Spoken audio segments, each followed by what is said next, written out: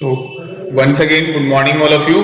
हम लोगों ने सेबी स्टार्ट किया था, Securities Exchange Board of India 1992। इसके अंदर आप लोग ऑब्जेक्टिव कर चुके हो, ठीक है। और दो तीन चीजें आपको और करवाई थी, कंपोजिशन आपको बताया था। अभी हमने फंक्शंस और पावर नहीं किया, ठीक है। थोड़ा सा एक बार अगर आप यहाँ पे देखोगे, सबसे पहले सेबी एक्ट, तो टोटल इसके अंदर कितने चैप्टर हैं? चैप्टर 7 चैप्टर इसके अंदर बताए गए, याद नहीं करने हैं ये, बस 7 चैप्टर है। और मैंने एक तरीका आपको बताया था, आपको क्या करना है, ये अगर आपको याद हो तो मैंने आपको बताया था कि हमारे पास पहला पार्ट है, नजर आ रहा है? फर्स्ट पार्ट था हमारे पास इंट्रोडक्शन ऑफ सेबी, हम लोगों ने कर लिया सेबी का इंट्रोडक्शन। जनरल रेगुलेटरी पावर और ड्यूटी सेक्शन 3 सेक्शन 4 हम लोगों ने कर लिया। फिर मैंने बताया था सेक्शन 5 6 7 7A 8 ये सिलेबस में नहीं है, ठीक है। और मैंने कैसे बोला सिलेबस में नहीं है भाई? इंस्टीट्यूट के मॉड्यूल में है ऐसा, तो ये नहीं दिया हुआ। अच्छा जी, उसके बाद इन्वेस्टिगेशन, सेकंड पार्ट है इसका, investigation power of SEBI plus cease and desist order, ये इसका सेकंड पार्ट है, लिख लो। टोटल 4 पार्ट्स के अंदर चैप्टर है ना, टोटल 4 पार्ट के अंदर ये चैप्टर डिवाइड है। सेकंड पार्ट क्या है? इन्वेस्टिगेशन। सेकंड पार्ट क्या है? Investigation power of SEBI, investigation power of SEBI plus cease and desist order. Cease का मतलब क्या होता है? स्टॉप। और डेसिस्ट ऑर्डर का मतलब क्या होता है? Don't repeat it again, don't repeat it again, दोबारा से ये चीज रिपीट मत करना, दोबारा रिपीट मत करना।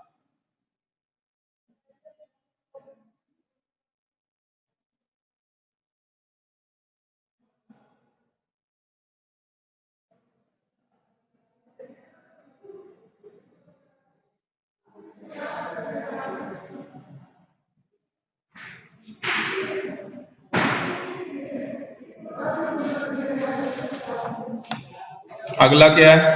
थर्ड पार्ट है पेनल्टीज फॉर लिस्टेड कंपनी।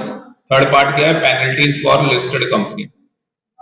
ये जो लिस्टेड कंपनी है, सेबी पेनल्टी इंपोज कर सकता है लिस्टेड कंपनीज के ऊपर, दूसरा ब्रोकर्स के ऊपर, तीसरा इनसाइडर के ऊपर, और चौथा एक्वायरर के ऊपर। तो किसके ऊपर सेबी पेनल्टी लगा सकता है? लिस्टेड कंपनी के ऊपर जो स्टॉक एक्सचेंज में लिस्टेड है। ब्रोकर है, इनसाइडर है जो कंपनी के अंदर की खबर बाहर लेके आ जाते हैं, एक्वायरर है जो कंपनी के शेयर एक्वायर कर रहे हैं, और investor acting fraudulently, investor acting fraudulently. Broker के बाद इनसाइडर, ब्रोकर के बाद है इनसाइडर, उसके बाद है एक्वायरर,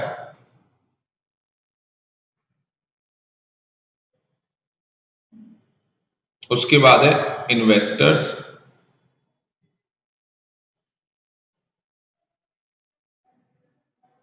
एक्टिंग फ्रॉडुलेंटली।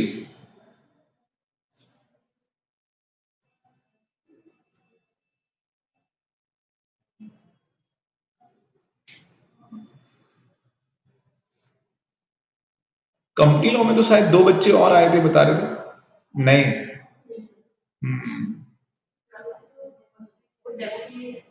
बस कल ही आए थे वो।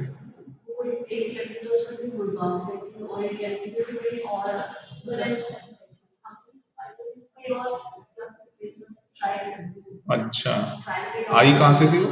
वो लड़कियां आई थी बुलंदशहर साइड और गुड़गांव से, और एक ने एनपीजे से क्लास दे चुकी थी बट उसने एग्जाम सेकंड में दिए और अकेले फर्स्ट में कर रही थी। क्या है गरिमा महान है। फोर्थ फोर्थ पार्ट है appeal against the order of SEBI. Appeal against the order of SEBI goes to SAT. Appeal against the order of SEBI goes to SAT, comma, then second appeal goes to Supreme Court. तो पहली appeal कहां पे जाएगी सेबी के order के against SAT पे। SAT की full form securities appellate tribunal. A और टी एनसीएलटी में भी आ रहा है, इनकम टैक्स में भी आ रहा है, और सिक्योरिटी से रिलेटेड है, सिक्योरिटी से। सेकेंड अपील कहां जाएगी? सुप्रीम कोर्ट के अंदर। सबसे पहले हम लोगों ने इंट्रोडक्शन कर लिया, पावर और ड्यूटी कर ली। अब हम क्या करेंगे? अपील करेंगे। अपील के बाद पेनल्टीज करेंगे। उसके बाद ये वाले दो पार्ट, कौन से दो पार्ट? इन्वेस्टिगेशन। दो क्या, एक ही पार्ट रह जाएगा इन्वेस्टिगेशन वाला, ठीक है। हाँ, तो चल आगे चलते हैं। नए चार्ट बनाएंगे, मैं भी बनाऊंगा, आप भी बनाएंगे। बिल्कुल ध्यान से चीजों को समझना है। हम लोग क्या टॉपिक करने जा रहे हैं? अपील का। हम लोग अपील का टॉपिक लेने जा रहे हैं।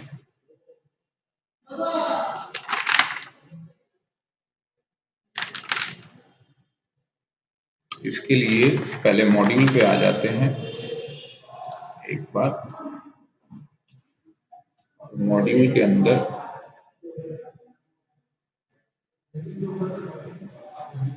ये वाली देखो क्या बोला है यहाँ पे। तो अपील, पहली अपील कहां होती है? सैट पे। Second appeal supreme court. High court नाम की यहाँ पे कोई चीज नहीं है।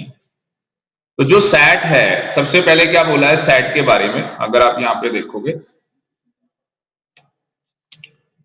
तो यहाँ पे सेक्शन 15K से स्टार्ट हो रहा है और कहां तक जा रहा है? 15Z तक, है ना।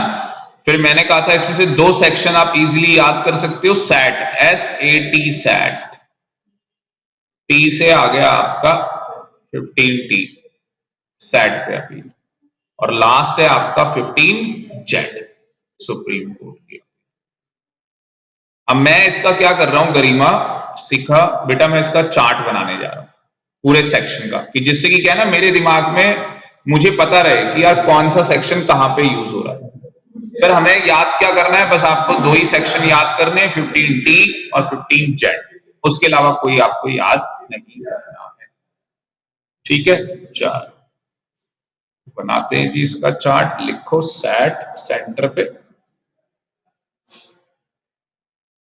और सैट के अंदर सेक्शन स्टार्ट होंगे 15K से लेके 15Z तक।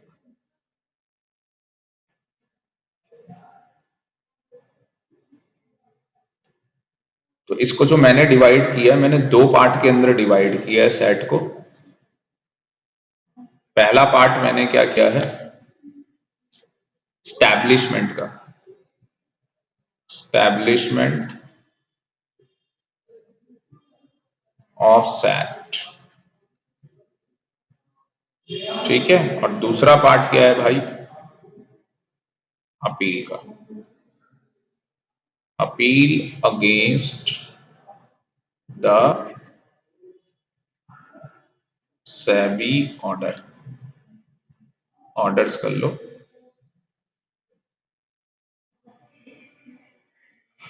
Penalties and adjudication.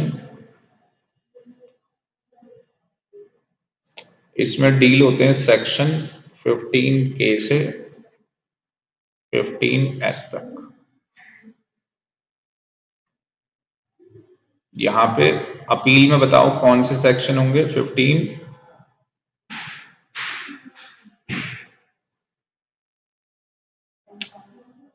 पेन काम नहीं कर रही, आपको कैसे पता लग गया? ओ भाई पता नहीं क्या हुआ उड़ गया होगा, यही चला गया। बताओ सेव हुआ होगा नहीं हुआ होगा? डर गया वो भी।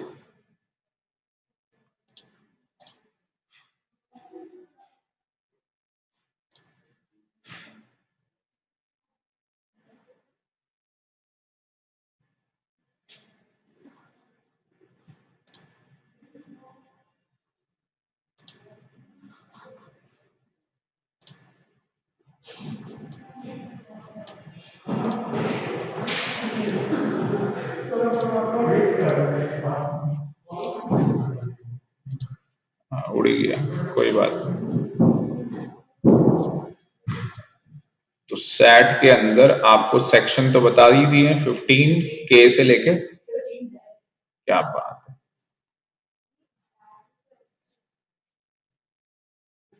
अरे पूरे प्रोविजन सेट के यहां से स्टार्ट हैं, फिर वो अपील वाले जो प्रोविजन है वो जाते हैं बेटा सेक्शन 15 टी से 15 जेड जाएंगे अपील वाले।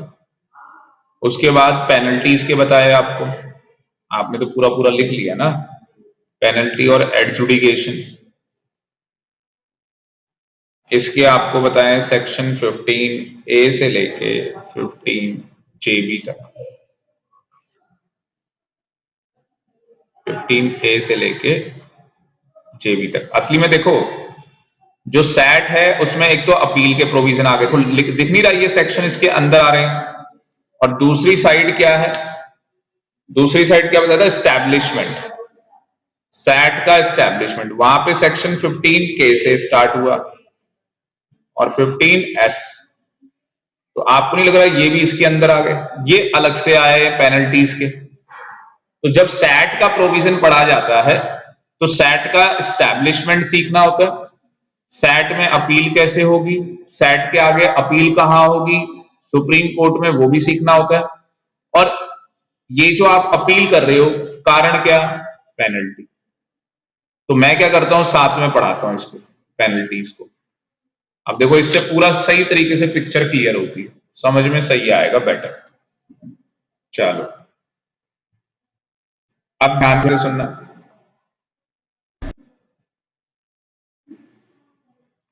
आपने लिखा अपील वाला पार्ट लिखा ना जो आपने यहां पे, तो अपील लिख दिया ना आपने, कहां पे होगी अपील। हाँ नहीं लिखा तो मतलब लिख लेना, ये क्यों आ रहा है बार बार, कहां से आया है। 15 टी वाले में सेट में है और जेड वाले में सुप्रीम कोर्ट में। उसके बाद आया यहाँ पे एडजुडिकेशन, आया वर्ड, एडजुडिकेशन वर्ड का क्या मतलब है वो लिखो, आप उसी के साथ लिखना।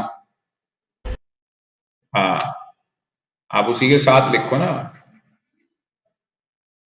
एडजुडिकेशन का क्या मतलब है। एडजुडिकेशन वर्ड का मतलब होता है, लिखो, एक्शन और process of adjudicating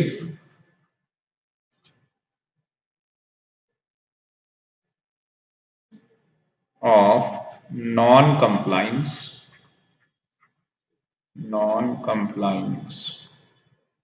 of provisions।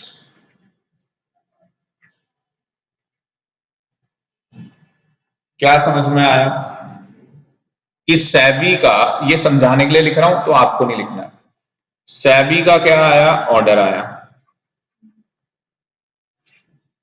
SEBI का ऑर्डर क्यों आ रहा है, क्योंकि आपने क्या किया है, नॉन कंप्लायंस किया, आपने क्या किया, नॉन कंप्लायंस किया।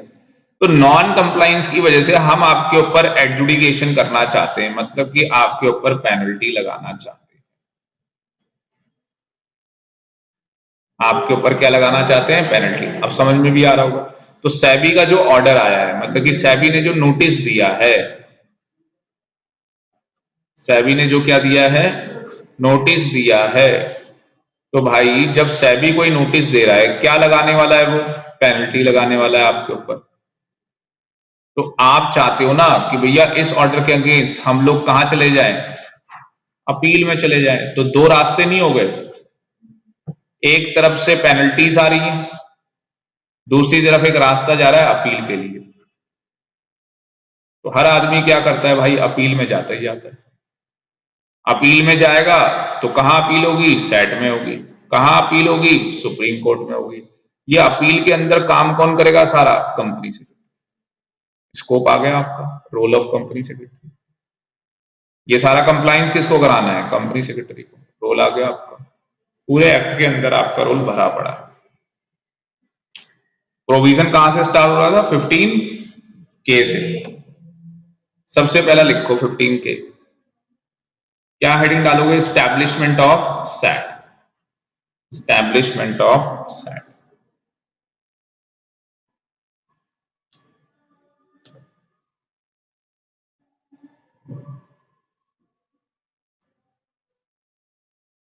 चलो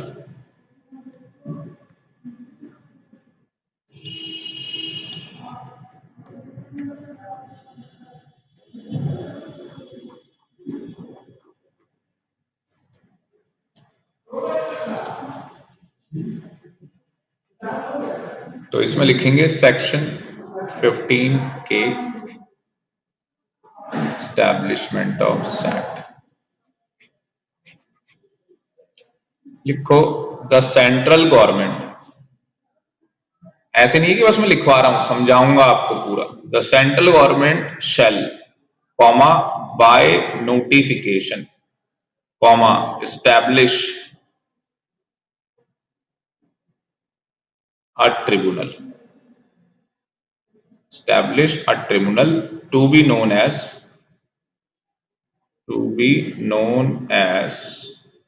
the SAT,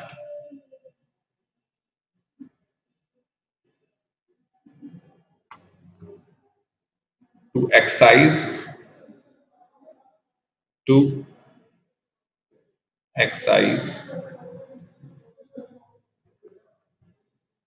the jurisdictions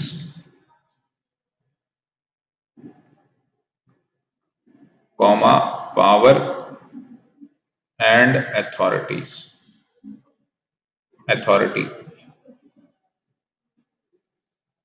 confirmed on it by or under this act or any other law for the time being in force,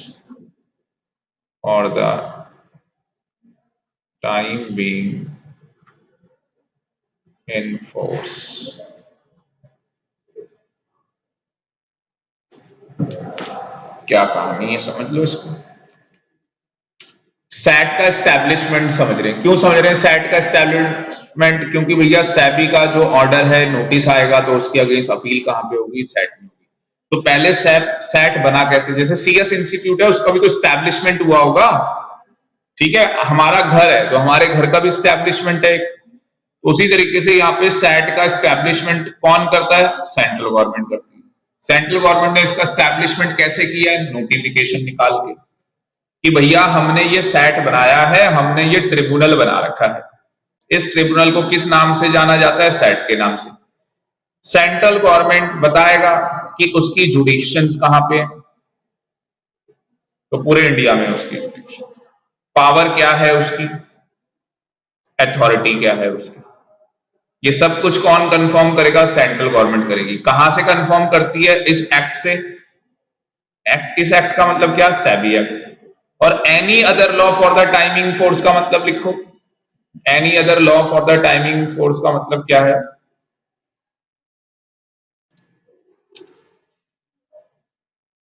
अच्छा, यहां पे तो सेबी आ गया दिस एक्ट में, यहां पे कौन आ गया? सेबी आ गया। और any other law for the timing force में कौन कौन आ जाएगा? लिखो। पहला SCRA एक्ट आ जाएगा 1956।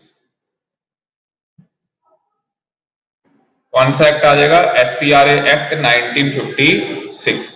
दूसरा डिपॉजिटरी एक्ट बोला था, कुछ तो अपने आप भी नाम ले सकते हो। इधर देखो, मैंने बोला था आपको सैट क्वासी कोर्ट है, सेबी में भी होगा, SCRA में भी होगा और डिपॉजिटरी में भी होगा। इनके एडिशन में बेटा 2014 में आया PFRDA 2013 है ये, बताता हूं कौन सा है। और 2015 में आया IRDA 1938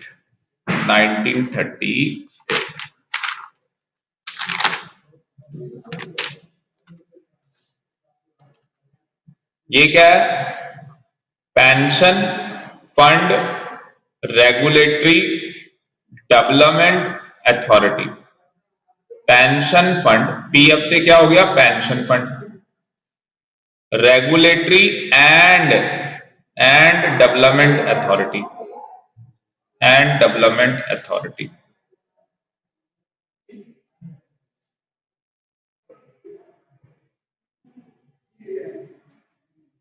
वैसे ये ईयर वेयर लिखने की होती है, तो मैंने ऐसी बस नॉलेज के लिए लिख दी है। तो ये अथॉरिटी एक्ट ये कब बन गया था? 2013 में बन गया था। IRD आपको बताइए, इंश्योरेंस रेगुलेटरी डेवलपमेंट, ठीक है ना, अथॉरिटी, ये कब बन गई थी? 1938 में बन चुकी थी। पर 2014 और 15 में, अच्छा ऊपर सेबी भी मैं लिख ही लेता हूं, कोई दिक्कत थोड़ी ना। 1990 इन सबके लिए क्या बना दिया? एक सेट। इसका मतलब कि जो सेट है उसका जो एस्टैब्लिशमेंट हुआ था स्टार्टिंग में, किसके लिए बनाया गया था? 3 एक्ट के लिए बनाया गया था, इन 3 के लिए, है ना। और धीरे धीरे क्या कर दिया? 2 एक्ट के लिए और एक्सपेंड कर दिया। तो सेट छोटा हो रहा है या बड़ा होता चला जा रहा है? बच्चा बड़ा होता चला जा रहा है, ठीक है ना। इसका मतलब तो लिख ही लिया, pension fund regulatory and development authority, ठीक है। चलो आगे चलते हैं।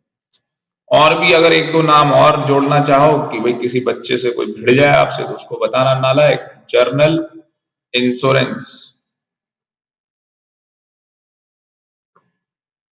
बिजनेस ब्रैकेट में नेशनलाइजेशन एक्ट 1972, ये भी इसी के अंदर आता है, सेट के अंदर। और अगर नोट डाल के लिखना चाहो तो लिख सकते हो, क्वासी कोर्ट का मतलब क्या होता है? पता है ना क्वासी कोर्ट का क्या मतलब होता है? लिख लो। It seems like a court, it seems like a court but it is not a court.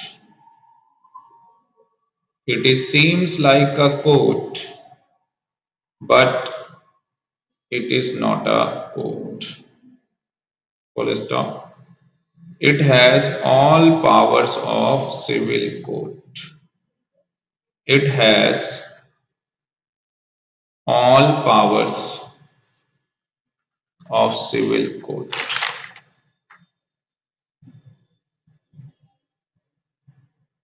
समझ में आया या नहीं आया? अब क्या होता है? सीखा बच्चा यहां से 15K पढ़ना स्टार्ट करता है, ये रहा 15K मैंने आपको लिखवाया और यहां लिखा हुआ है, आप पढ़ के देख लो, आपको कोई डिफरेंस ही नहीं लगेगा। उल्टा आपको ये लगेगा सर ने एक्स्ट्रा और एक्स्ट्रा ही बता दिया।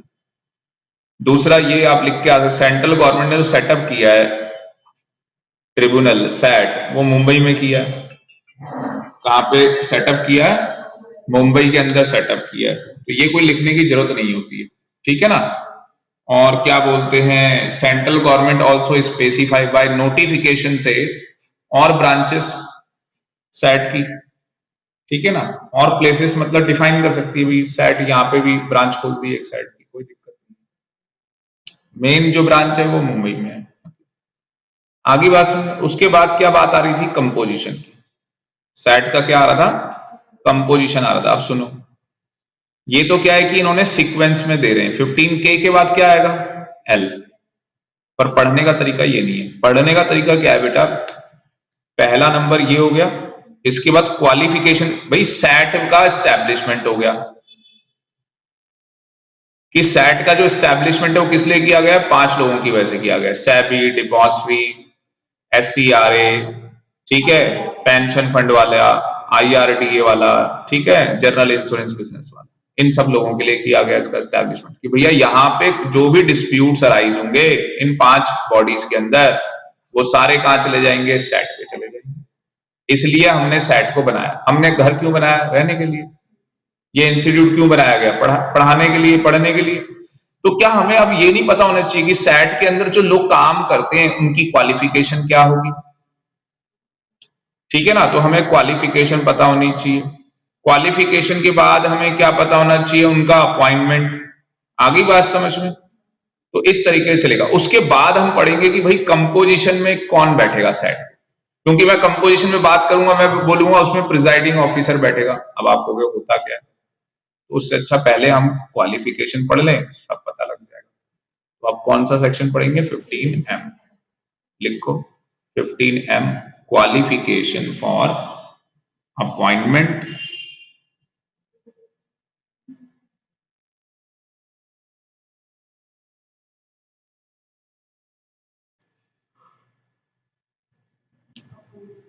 सामने लिखा, अपॉइंटमेंट एज प्रिसाइडिंग ऑफिसर और member of securities appellate tribunal. तो 2 लोग है ना,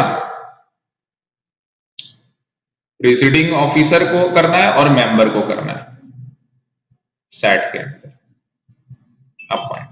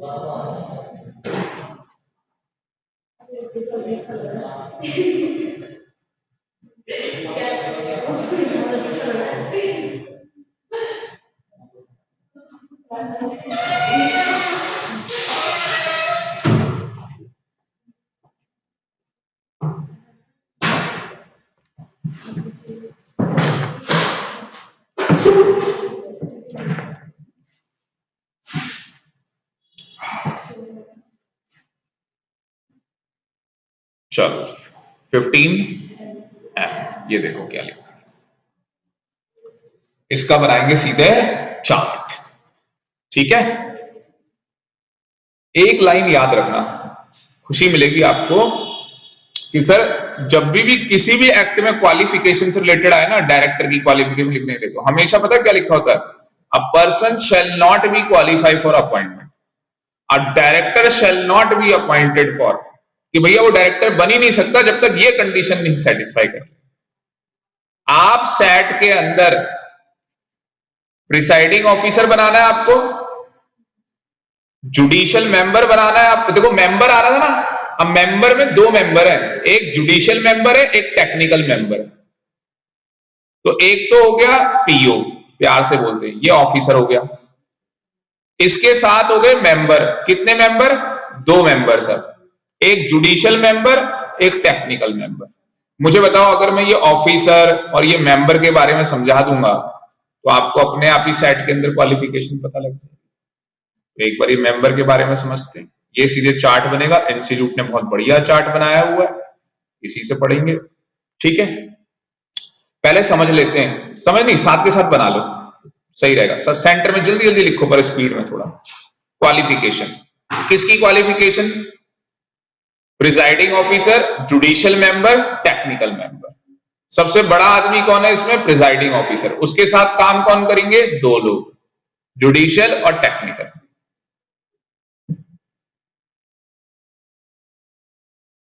मैं इसका भी इसके अंदर चार्ट बना दूंगा और बढ़िया और सिंप्लीफाइड हो जाएगा ये। देखना नई बुक में नहीं है ये, जब नई बुक देखोगे ना, ओ सॉरी पुरानी बुक, उसमें नहीं है ये चार्ट, और इसमें चेंजेस आ गए हैं। ये अमेंडमेंट है। हाँ, लिखना चाहते हो तो लिख सकते हो, ये अमेंडमेंट आ गई है।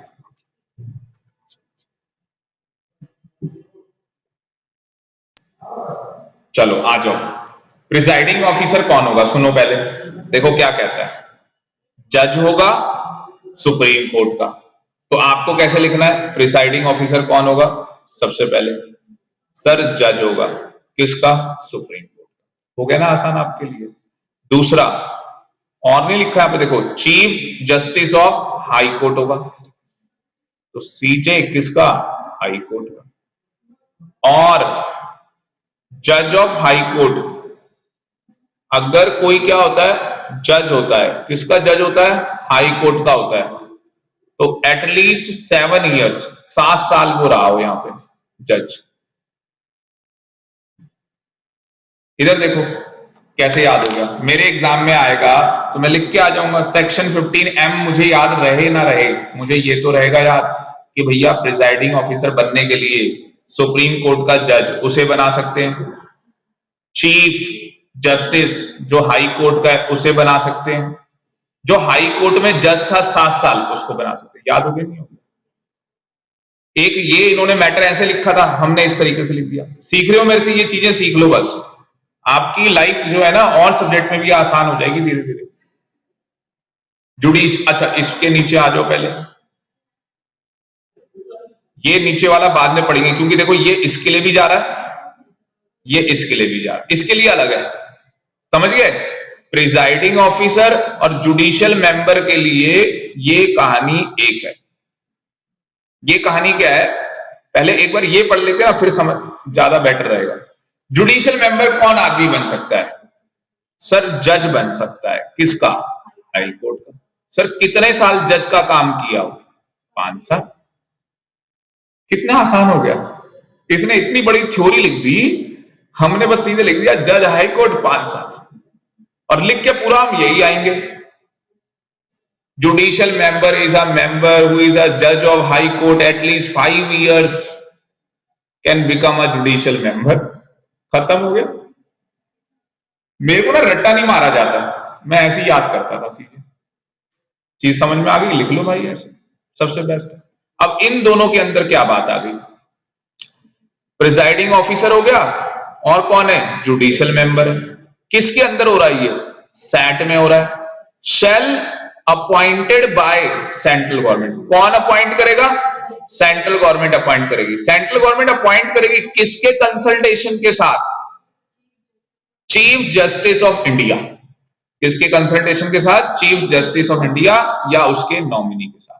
तो हम लोग क्या लिखेंगे, चाहे प्रिजाइडिंग ऑफिसर हो या जुडिशियल मेंबर हो, ठीक है जी, किस पे अपॉइंट होना है, सेट पे होना है। कौन अपॉइंट करता है, सेंट्रल गवर्नमेंट अपॉइंट करती है। किसकी कंसल्टेशन के साथ करती है, चीफ जस्टिस ऑफ इंडिया की कंसल्टेशन के साथ करती है, या उसका नॉमिनी, या तो चीफ जस्टिस ऑफ इंडिया चल जाए। चीफ जस्टिस ऑफ इंडिया समझते हो ना, सुप्रीम कोर्ट का होता है चीफ जस्टिस ऑफ इंडिया, ठीक, इंडिया बोल दिया ना उसने। Ministry of law and justice नाम सुना होगा, ministry of law and justice.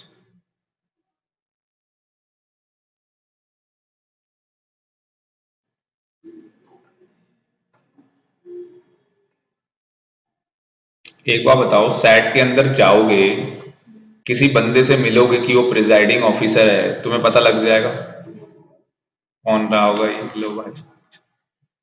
Judicial member मिला, तुम्हें पता लग जाएगा, तुम्हें ये पता होगा इसको किसने अपॉइंट किया।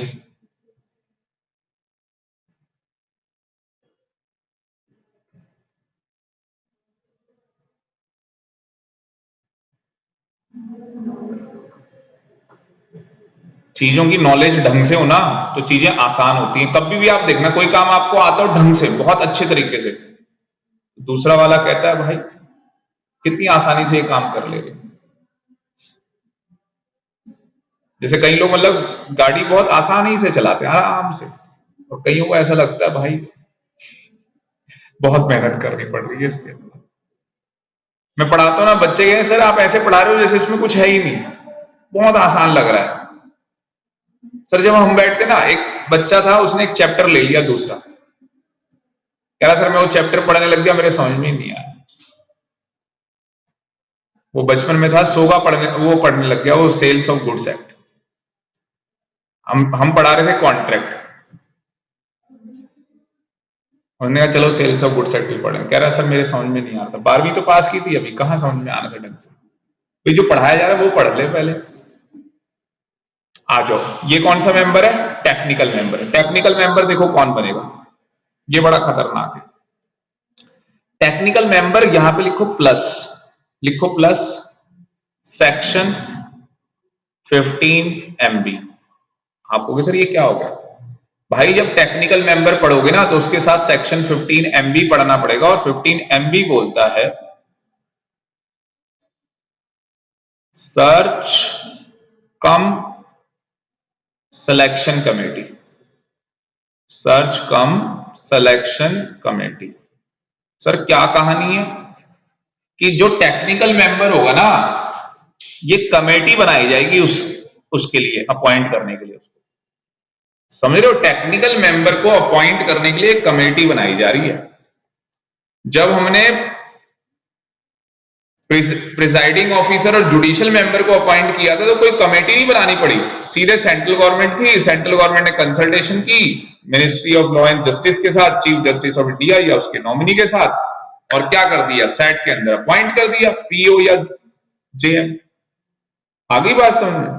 पर अगर सेट में टेक्निकल मेंबर अपॉइंट करना है तो भाई ये कमेटी बनानी पड़ेगी, सर्च कम सिलेक्शन कमेटी। पहले सर्च करेगी, फिर जाके उसको बैठाएगी कि भाई तू सिलेक्ट हो गया, तेरे को बैठा।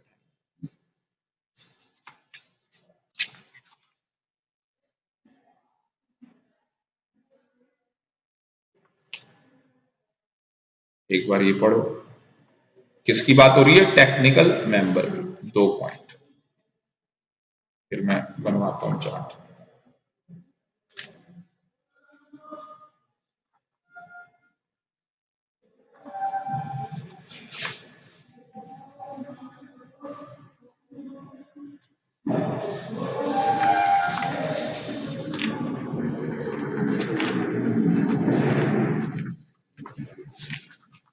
देखो टेक्निकल मेंबर के लिए ना 2 बातें इसने बताई हैं। पहली बात क्या है? सेक्रेटरी है, एडिशनल सेक्रेटरी है इन द मिनिस्ट्री और डिपार्टमेंट ऑफ सेंट्रल गवर्नमेंट, और equivalent post in the central government और स्टेट गवर्नमेंट। देखो क्या समझ में आया? पहली बात तो यहां पे खत्म की है गरिमा, पहली बात जो कंप्लीट की है वो यहां की। तो लिखो पहली बात क्या है? ही इज और हैज बीन, ही इज और हैज बीन, कॉमा क्या हो सकता है भाई? सेक्रेटरी हो सकता है, ऑब्लिक, ये तो ऑब्लिक ही कर लो, और की जरूरत ही नहीं है। एडिशनल सेक्रेटरी हो सकता है, एडिशनल सेक्रेटरी हो सकता है।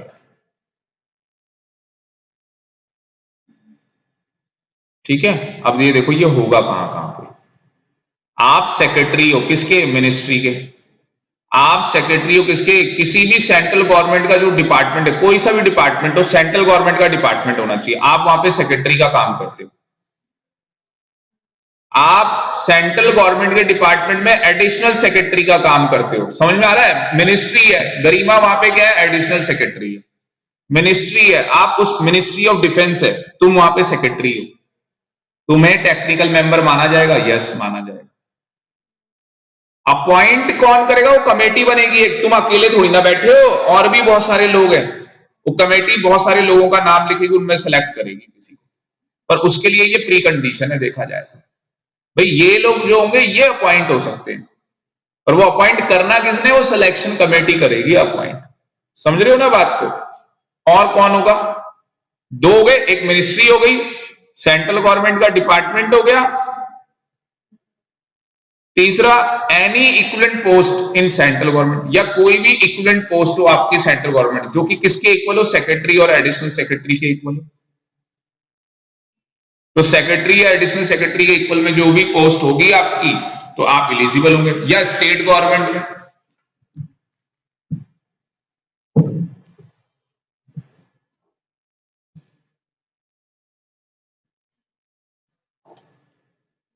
अच्छा लिखा क्या है और, तो एक कंडीशन तो ये कर दी मतलब, और दूसरी ये कर दी, या तो आपके पास पहला हो या दूसरा।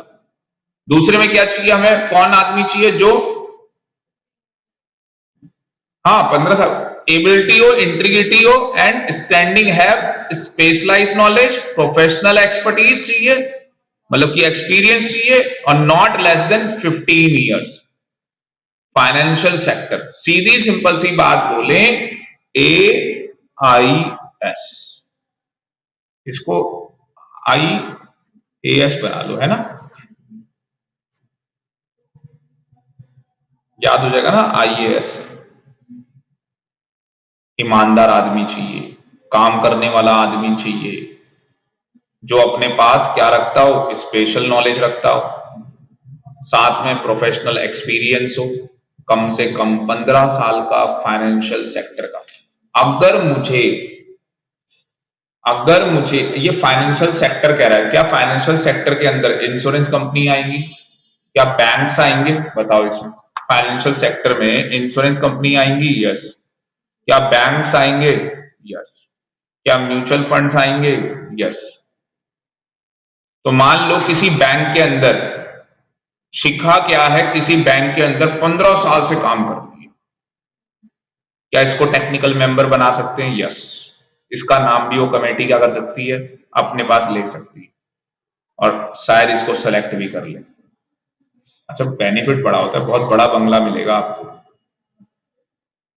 ऐसी नौकरी मतलब मेरे को मिले तो मैं ऐसी नौकरी करने के लिए तैयार हूं कि हाँ भाई ऐसी नौकरी मिल रही है तो ठीक है, कि बड़ा सा बंगला मिल रहा है, गाड़ियां मिल रही हैं, सब मिल रहा है भाई, ठीक है, और घूमने के लिए भी मिल रहा है, सब हो रहा है, तो मजा है यार। नौकरी कर रहे हो, 1 लाख रुपए दे रहे हैं, फायदा क्या हुआ, मतलब मेरी ये सोच है, कोई बेनिफिट नहीं। वो आपकी अलग सोच है, मेरी अलग सोच है।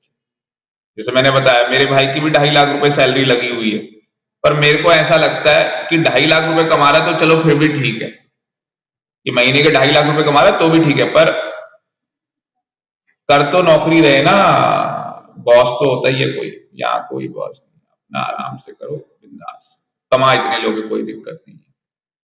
एक्सपीरियंस जब हो जाता है सब कमा लेता है आदमी।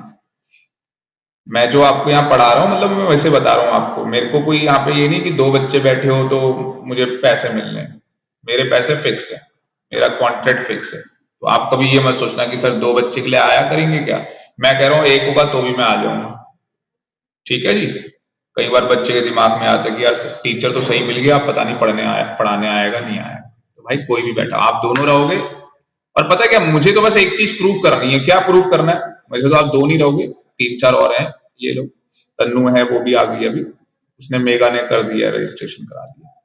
तो मेरे को तो बस ये प्रूफ करना है कि सर देखो हमने इतने बच्चे पढ़ाए, चाहे 10 पढ़ा दिए, चाहे 15, 20, 25, कितने भी पढ़ाते, मतलब जितने हमारे बैच में आए, सर रिजल्ट देखो आप। अगली बार किसी को कुछ नहीं, भाई तू रिजल्ट देख ले, अब बैठ जा, नहीं लेनी क्लास, भाग जा।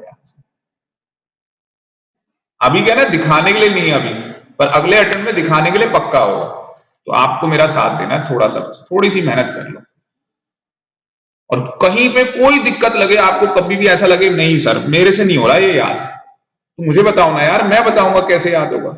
और प्रॉब्लम आएगी, पढ़ोगे तो आएगी, अब पढ़ोगे ही नहीं तो भी कोई प्रॉब्लम नहीं आएगी।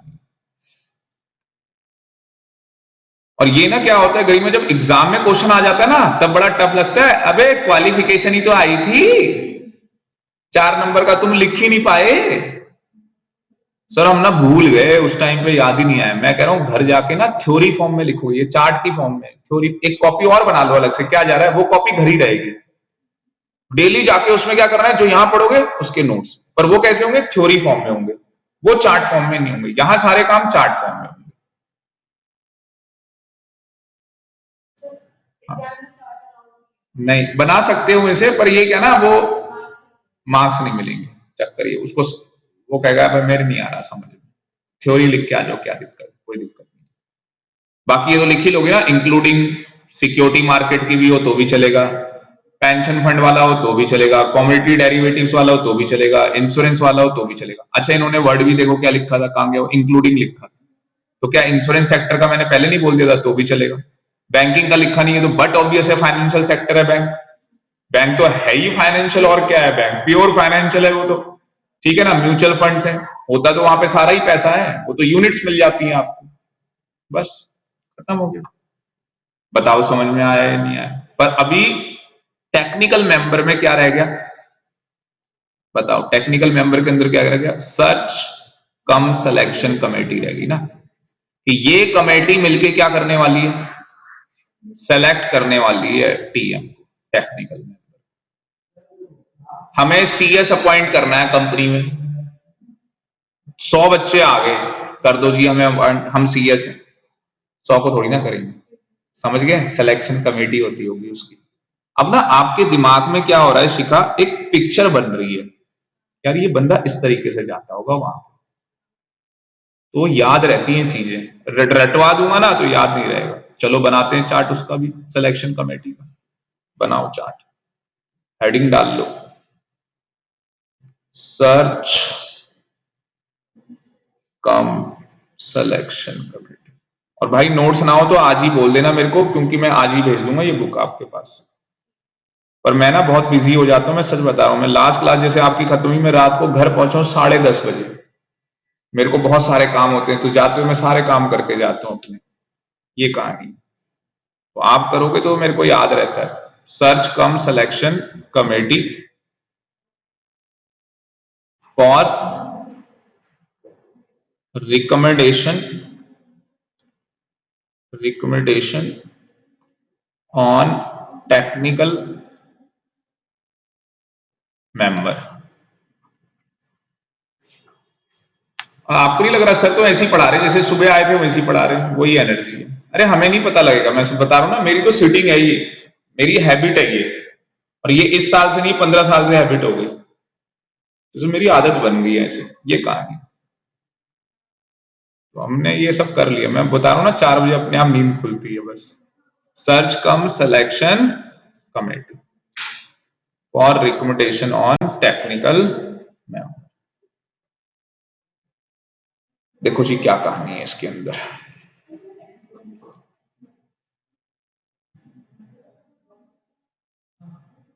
सेंट्रल गवर्नमेंट है।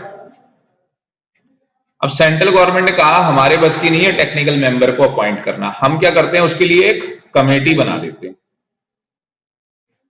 तो सेंट्रल गवर्नमेंट ने क्या किया, सेटअप कर दिया, किसका सेटअप कर दिया, एक कमेटी का, एक कमेटी का सेटअप कर दिया।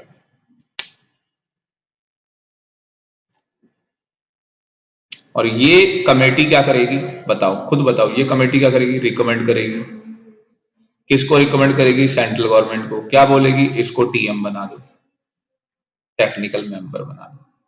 होना क्या है, सेंट्रल गवर्नमेंट ने उसी को बनाना है। मतलब देखा जाए तो इसने ही तो सेलेक्ट किया है एक तरीके से, कमेटी का मतलब क्या, ये एक सिलेक्शन कमेटी बनाई गई है, उसने बता दिया भाई हमने इसको बोला है, तो वो उन्होंने बनाना ही इसको है।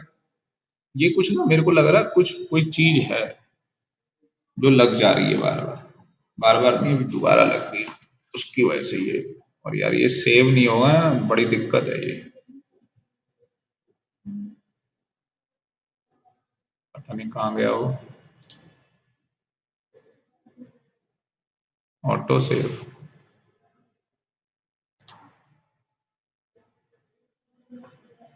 जय माता दी बोलना पड़ेगा, सेव हो जाए यार, ये नोट्स जो होते हैं ना बहुत जरूरी होते हैं।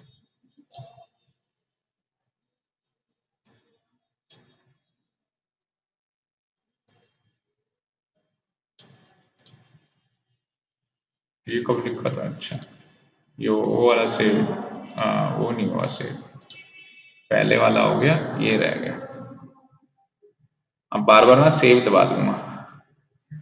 एक लड़की को मैंने बुक का काम दिया था अपनी, कह रही सर सुबह से लेकर शाम तक काम किया, सेव नहीं किया था, वो लैपटॉप धोखा दे गया। मैं बताओ यार, ना पूरी मेहनत तुम्हारी खराब हो गई ना, तो उसको भी सीखने को मिला फिर, हमेशा आज के बाद सेव करते चले जाओ। सेंट्रल गवर्नमेंट, तो सेंट्रल गवर्नमेंट क्या कर रही है भाई, सेटअप कर रही है। किसका सेटअप किया है, एक कमेटी का, ये कर दिया ये कमेटी। ये कमेटी क्या करेगी, रिकमेंड करेगी। किसको रिकमेंड करेगी, टेक्निकल मेंबर को। किसको, सेंट्रल गवर्नमेंट। अब ये नहीं दिमाग में आ रहा इस कमेटी में होगा कौन, है ना, इस कमेटी में कौन लोग होंगे। तो इसमें होगा प्रिजाइडिंग ऑफिसर होगा सैट का,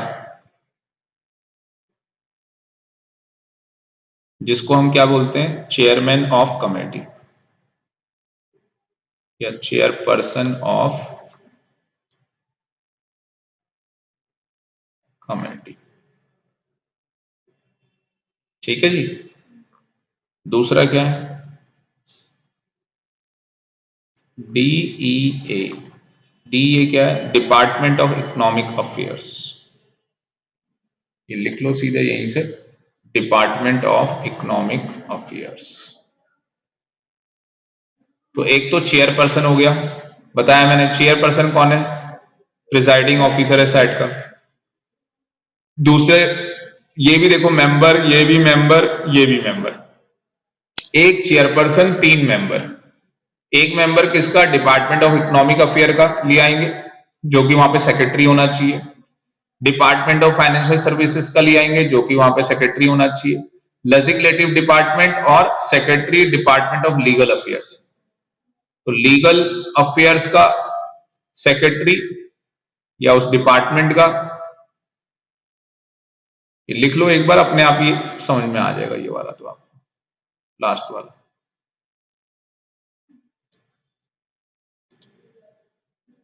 लास्ट वाला क्या समझ में आ जाएगा, ये देखो और यहां पे, तो सेक्रेटरी और लेजिस्लेटिव डिपार्टमेंट, सेक्रेटरी और डिपार्टमेंट ऑफ लीगल अफेयर्स। तो 2 डिपार्टमेंट यहां पे यूज हुए, लीगल अफेयर्स और लेजिस्लेटिव डिपार्टमेंट, जो कानून बनाते हैं।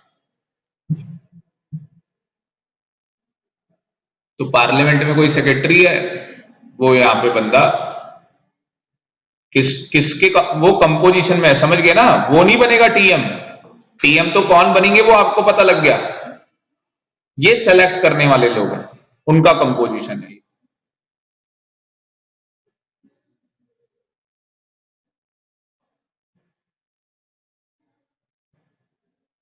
बस कहानी खत्म हो गई, ठीक है ना, ये कहानी है।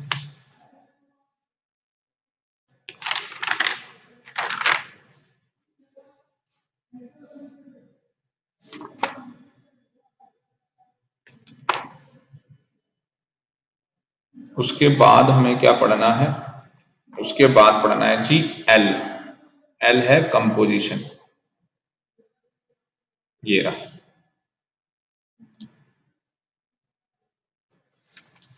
एल क्या है, कंपोजिशन। बना लो कंपोजिशन का भी चार्ट, हेडिंग डाल दो 15L composition of SAT.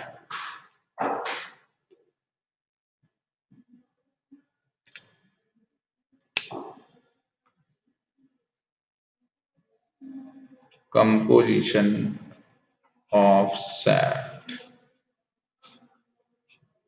SAT का कंपोजिशन, सेक्शन 15L। बाकी ये सेक्शन याद हो ना हो कोई फर्क नहीं पड़ता, ठीक है ना, वो बस अपील वाला टी और जेड याद होना चाहिए। कंपोजिशन में क्या है भाई, सेंट्रल गवर्नमेंट क्या कर रहा है, स्टैब्लिश करेगा सैट को। तो सैट को किसने स्टैब्लिश किया है, सेंट्रल गवर्नमेंट ने, ये तो आपको पहले ही पता था। सैट में कौन लोग हैं बताओ अब, प्रॉपर प्रिसाइडिंग ऑफिसर है, जुडिशियल मेंबर है, टेक्निकल मेंबर है।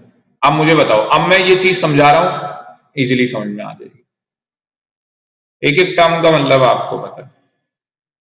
प्रिसाइडिंग ऑफिसर क्या होगा, हेड होगा भाई, हेड ऑफ सैट है ये सबसे बड़ा आदमी है सैट के अंदर। जुडिशियल मेंबर और टेक्निकल मेंबर में क्या है, number of members as prescribed by central government.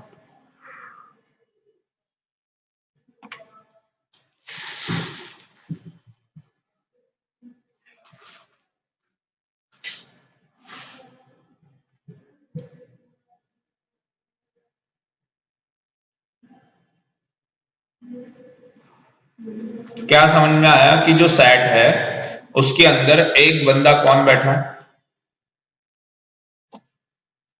Presiding officer. और जो ये जुडिशियल मेंबर हैं और टेक्निकल मेंबर है, ये कितने होंगे, ये प्रिस्क्राइब्ड बाय सेंट्रल गवर्नमेंट होंगे। तो ये रूल्स में प्रिस्क्राइब्ड है कि भाई सेंट्रल गवर्नमेंट कितने कर सकती है, हमें रूल्स का है ही नहीं हमारे सिलेबस में। अच्छा, कहीं पे वो 2 करती है, कहीं पे 2 से ज्यादा कर देती है, कहीं पे 1-1 भी कर देती है, कहीं पे मतलब ये दोनों 1-1 होते हैं, कहीं पे ये 2-2 होते हैं, कुछ भी कर लेती है वो। ठीक है जी। अब दूसरी बात और क्या है, ये जो आपकी सेट है, ये इसकी प्रिंसिपल बेंच कहां पे है, जैसे सुप्रीम कोर्ट है, सुप्रीम कोर्ट की बेंच कहां पे है, दिल्ली में। दिल्ली में बेंच का मतलब होता है नंबर ऑफ जजेस। बेंच का मतलब क्या होता है, नंबर ऑफ जजेस। आपने सुना होगा, पता नहीं कौन सा वो था केस, कोई केस था जिसमें सबसे बड़ी बेंच बैठी थी सुप्रीम कोर्ट। अच्छा, ये राम मंदिर, भाई साहब मुझे बताओ, उस बेंच के पास यही काम है? और भी कितने केस हैं, और इतने सारे के लिए इतनी बड़ी बेंच बैठी, मतलब सबसे बड़ी बेंच को बैठना पड़ा, मतलब जितने नंबर ऑफ जजेस सबसे ज्यादा बैठ सकते थे उतने ज्यादा उसके अंदर बैठाए गए। हाँ, अरे सिक्योरिटी, ये वो भाई साहब, पैसे की तो कमी नहीं है भाई, ये कहानी नहीं। ये समझ में आ गया ना कॉन्सेप्ट। तो प्रिंसिपल बेंच कहां पे है, मुंबई में है। प्रिंसिपल बेंच आपकी मुंबई में है जी, ये लिखा हुआ आपकी किताब में, ये देखो लिखा है, कहां लिखा है, प्रिंसिपल बेंच, बेंच मुंबई में है, कहीं पे लिखा दिख रहा है?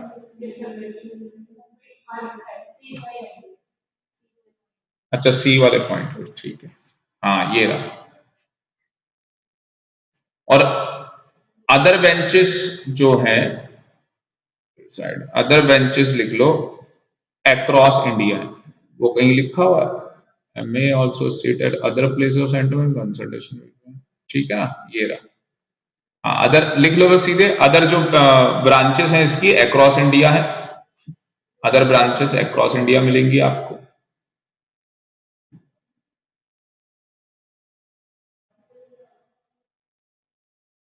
उसके बाद 2 बातें, प्रिजाइडिंग ऑफिसर में ट्रांसफर जुडिशियल मेंबर और technical member of SAT from one branch to another, मतलब कि पीओ के पास पावर है कि वो जेएम और टीएम को क्या कर सकता है, ट्रांसफर कर सकता है एक branch, one bench to another bench.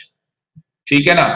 दूसरा, एक और ये इंपॉर्टेंट है, however every bench consider shall include at least एक मेंबर क्या होगा, जेएम होगा और एक टेक्निकल। मैंने कहा था ना, एटलीस्ट एक एक तो होंगी ना भाई, ये कहीं पे भी कोई भी बेंच हो, ये एक एक तो पक्का होंगे, ये भी पढ़ लेना। क्या 2 और 2 से ज्यादा भी हो सकते हैं, कोई दिक्कत नहीं। प्रिजाइडिंग ऑफिसर एक ही होता है, टीएम और जेएम एक एक भी हो सकते हैं, 2 या 2 से ज्यादा भी हो सकते हैं, बस यही सब है और कुछ नहीं है। अगला आ जाएगा एन, एन से आ जाएगा जी टेन्योर। टेन्योर नहीं बताया इनका, एम के बाद आता है ना एन, तो चाहिए एमसी हो गया। अच्छा, एमसी भी, हाँ एमसी आएगा, सॉरी इसके बाद एमसी कर लो। सीक्वेंस मैंने थोड़ी सी चेंज की थी, अब उसके बाद कौन सा आ रहा है, एमसी। एमसी क्या है, वैलिडिटी ऑफ अपॉइंटमेंट।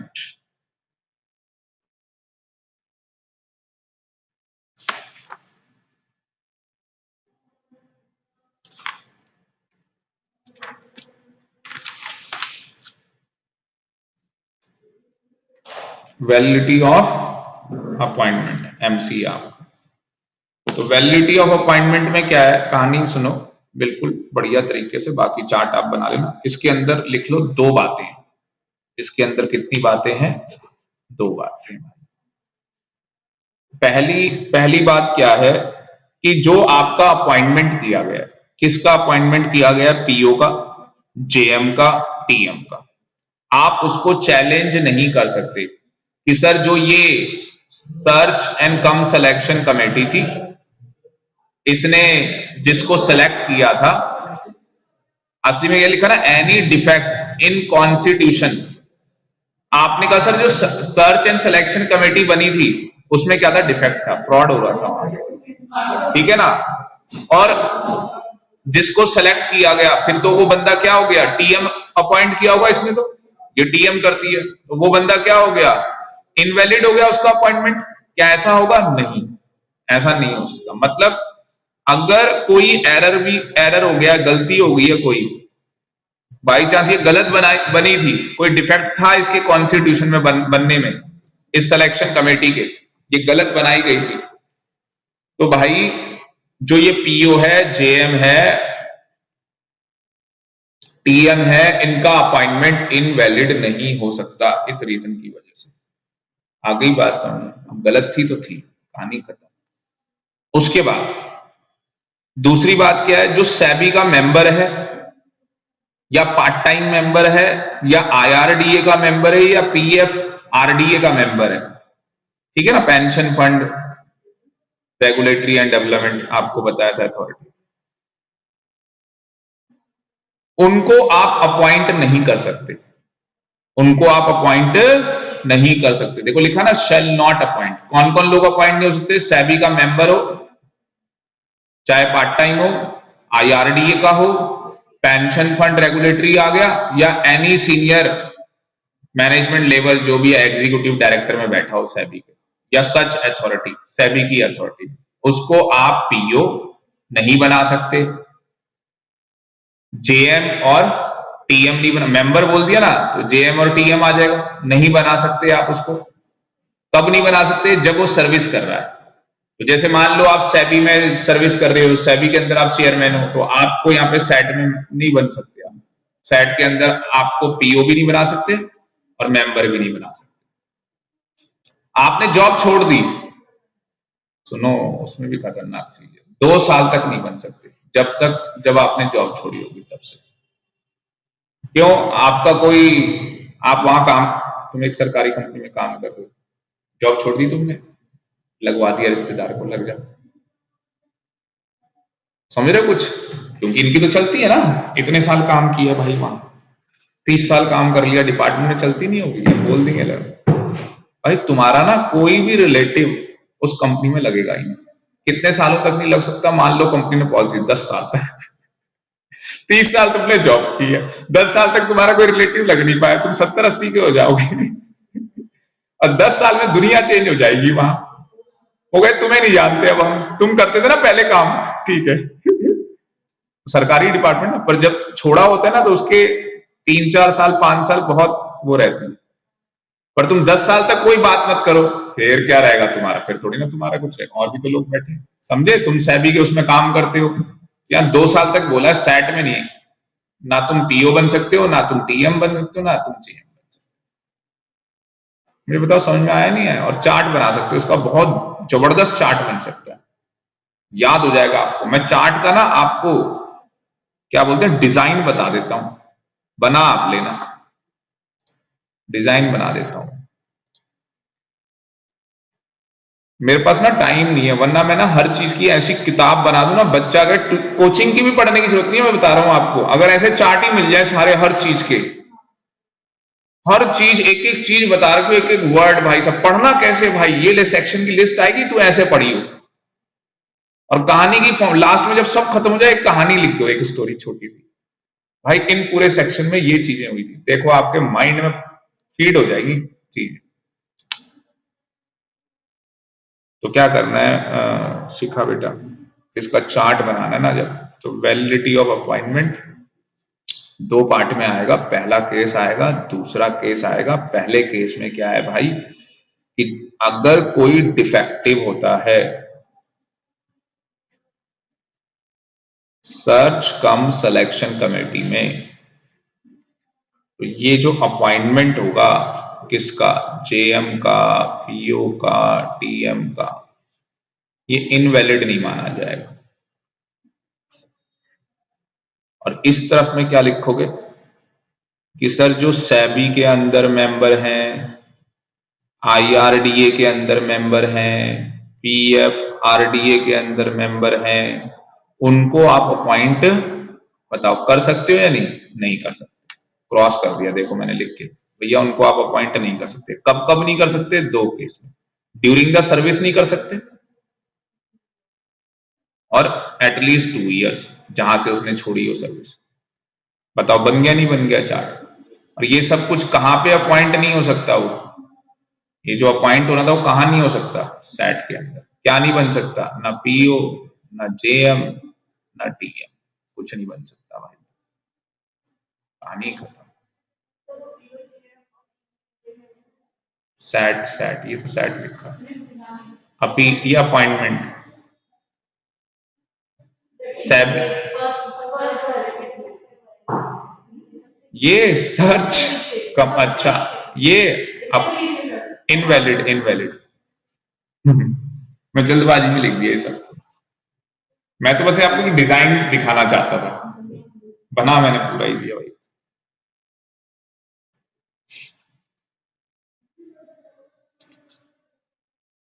आपको इतना इजी लग रहा होगा कि यार ये तो बहुत इजी लग रहा है। अब मैं इसके बाद ना SCRA कराऊंगा, मैं कह रहा हूं खुद पढ़ना, आपको सर समझ में नहीं आ रहा।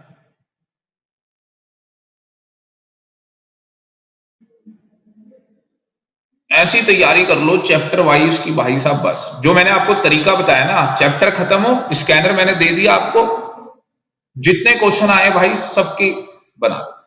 अच्छा वो किताब लिखने के बाद मुझे दे देना, मैं किसी बच्चे को बैठाऊंगा भाई टाइप कर, हम निकालेंगे असली स्कैनर। देख ऐसे होते हैं आंसर, वही लेंगे फिर बच्चे, फिर रॉयल्टी मिलेगी बेटा उसकी, फिर तुम कहोगे सर हमें भी थोड़ी सी, क्योंकि रॉयल्टी सोचो बहुत ज्यादा होगी, बहुत ज्यादा। ये सोचो कितना कमाते हैं टैक्समैन, करोड़ों में छापते हैं। पर पता है क्या, इसके लिए मेहनत चाहिए। मुझे लग रहा है आप दो बच्चे मेरे साथ काम कर सकते हो पेपरों के बाद, ठीक है ना, बिल्कुल, पहले पेपर दो बस। बच्चे ना पढ़ाई को पढ़ाई की तरह नहीं ले, लाइटर नोट पे ले लेते हैं, अदरवाइज मत लेना। सही तरीके से आप चीजों को लोगे ना तो आपको पता लगेगा कि इसकी बहुत इंपॉर्टेंस है, बहुत ज्यादा।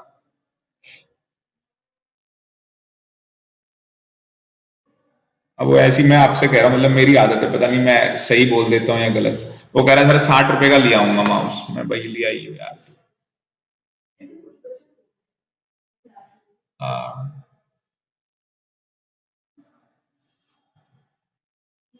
मैं तो यार ये सोचता हूँ मम्मी पापा ने इतनी मेहनत से भी पैसे अर्न कर रखे हैं, आप किस तरीके से यार क्यों अपना टाइम खराब कर रहे हो।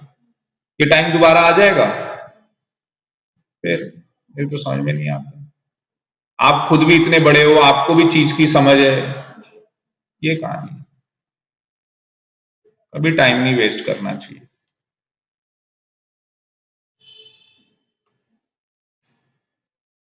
अगला आ जाएगा जी टेन्योर वाला।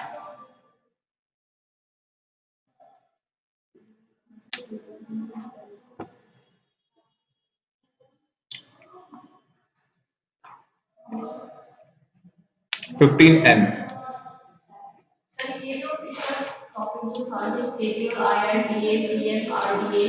इनके जो मेंबर्स हैं वो अच्छा एटलीस्ट 2 इयर्स। हाँ, आप सेबी के अंदर मेंबर हो, हम आपको अपॉइंट नहीं करेंगे सेट में, ना पीओ के लिए, ना जेएम के लिए, ना टीएम के लिए, ड्यूरिंग द सर्विस।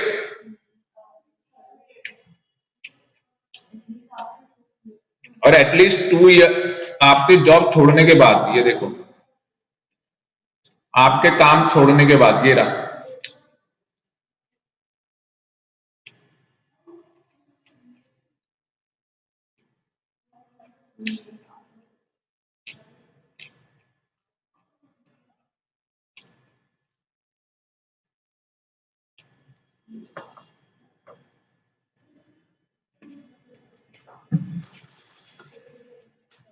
हाँ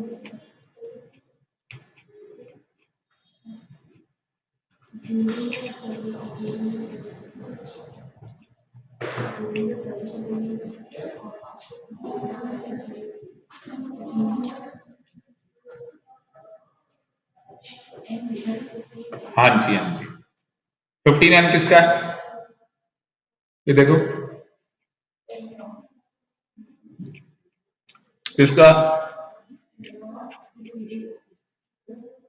और वही JM और TM।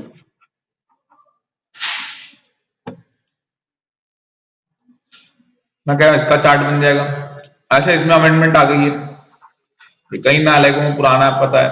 तो ये क्या है, 70 साल हो गए, कहीं 70 कहीं लिखा, हाँ ये लिखा ना, और ये 5 साल लिखा है। तो ये क्या ना, आप इसका भी चार्ट बना सकते हो। पढ़ लिया आपने? पढ़ लिया? पढ़ लो एक बार बेटा, पढ़ लो, पढ़ लो, दोनों बच्चे पढ़ लो, बढ़िया से पढ़ लो।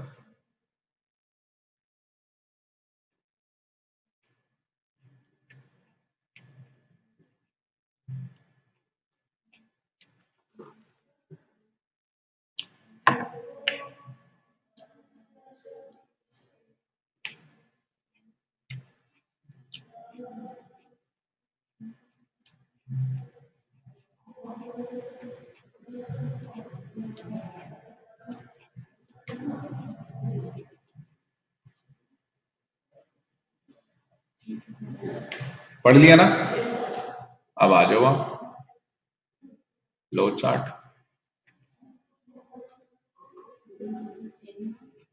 हाँ, टेन्योर लिख लो या टर्म ऑफ ऑफिस लिख लो, जो भी है। टेन्योर ऑफ ऑफिस लिख लो, बहुत बढ़िया, कोई दिक्कत नहीं। किस किस का है? पीओ का है, जेएम का है, टीएम का है। कितने साल है भाई? 5 साल मैक्सिमम अपॉइंट हो सकते हैं ये, और एज रहेगी भाई 70 की। इससे ज्यादा का हो गया फिर भी, तो या तो 5 साल या 70, विच एवर इज अर्लियर, इन दोनों में विच एवर इज।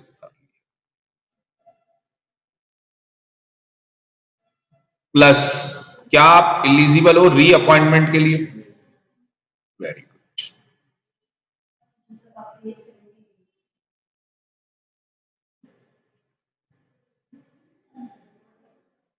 वो तो है ही, मैक्सिमम कितने ईयर के लिए हो सकता है? 5 साल। वो ये तो कंडीशन है ही है। अब मान लो एग्जाम्पल, मतलब यहां पे ले लें, यहां 62 का था, है ना भाई? 5 साल के लिए अपॉइंट हो गया, कितना हो चुका होगा? 67। अब दोबारा रीअपॉइंट हो सकता है? यस। कितने साल? मैक्सिमम 5 लिखे हैं, पर ये हो ही कितने पाएगा? 3। सिंपल हो गया। मैं अगर प्रैक्टिकल क्वेश्चन बना के दे दे इसके ऊपर तो कर लेंगे, अगर कॉन्सेप्ट आता है तो कर लेंगे। एज ही 68 थी भाई, तो भाई तू 2 ही साल के लिए अपॉइंट हो पाएगा, 70 का रीअपॉइंट हो पाएगा? नहीं हो पाएगा। बना लो क्वेश्चन।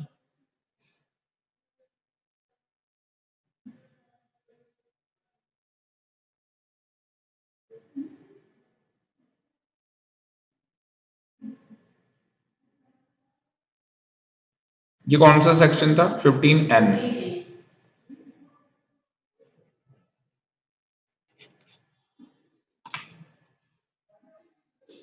अगला आ गया सैलरी होमवर्क, खुद ही पढ़ना, कोई दिक्कत ही नहीं है। उसके बाद 15P, ये भी खुद पढ़ना, वैकेंसी खाली हो जाएगी तो फिलअप कैसे होगी। रेजिग्नेशन रिमूवल पढ़ना, कोई दिक्कत नहीं आएगी, आए तो मैं हूं। उसके बाद 15R में आ जाओ। 15R लास्ट सेक्शन है, इसके बाद अपील आ जाएगा। जल्दी से अपील खत्म करेंगे। मैंने तो सोचा था पेनल्टी भी करा दूंगा, कोई नहीं, अगली क्लास में करा दूंगा पेनल्टी। ठीक है, 15R में आ जाओ। 15R लिख लो और एक बार इसको पढ़।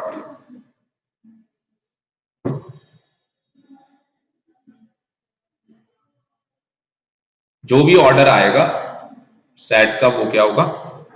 फाइनल होगा।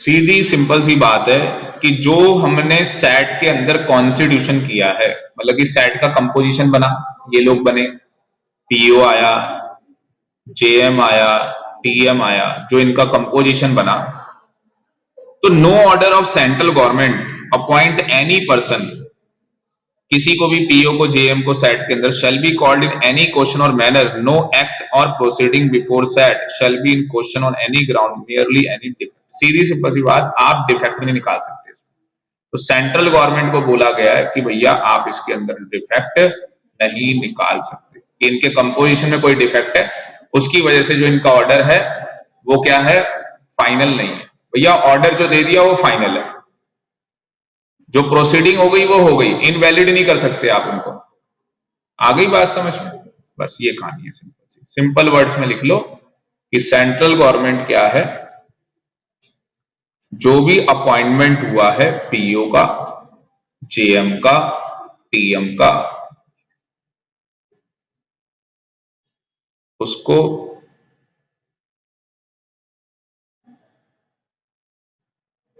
इनवैलिड नहीं कर सकती।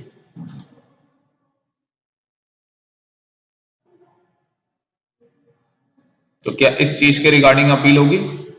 नहीं होगी, इस चीज के रिगार्डिंग अपील होगी।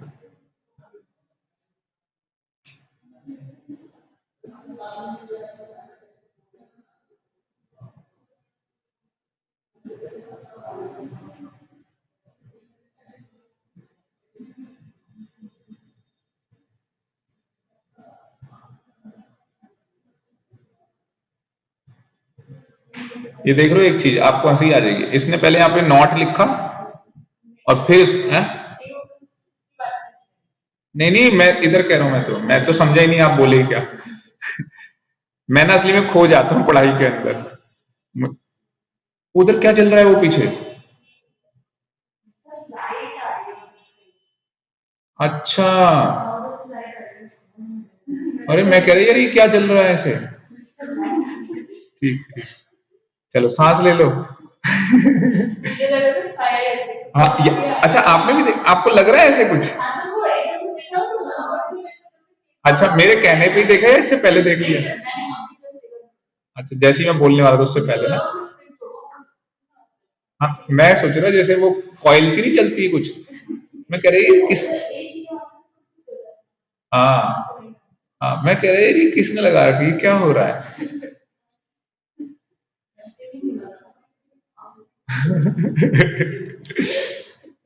हाँ, हम लोग कहाँ थे? हाँ, तो भाई अगर मान लो कि सैट का जो कॉन्स्टिट्यूशन है, क्या सेंट्रल गवर्नमेंट कह सकती है कि ये डिफेक्ट हुआ है इसमें? नहीं, तो जो उसका ऑर्डर होता है वो फाइनल होता है। अच्छा, मैं ये कहता इसमें लिखा है नॉट टू इनवैलिड, भाई सीधे ये नॉट भी काट, इनको भी काट, सीधे कहता कि उसकी प्रोसीडिंग वैलिड है। कितनी खतरनाक, मतलब लिखने नॉट के बाद इनवैलिड भी लिखना जरूरी है। दो नेगेटिव होंगे तो पॉजिटिव बनेगा ना,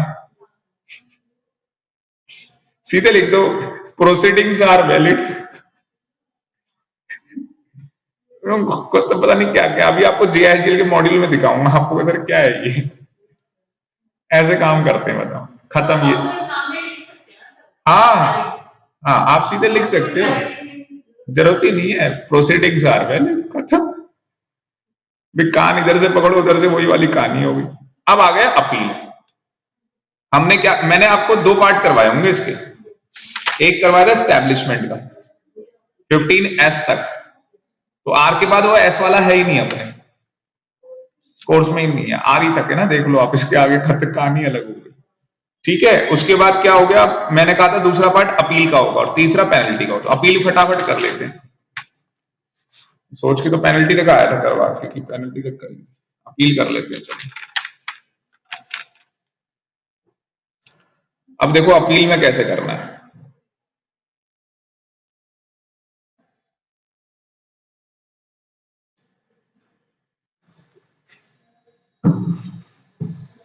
यहां से है ना 15T से, तो 15T में क्या है,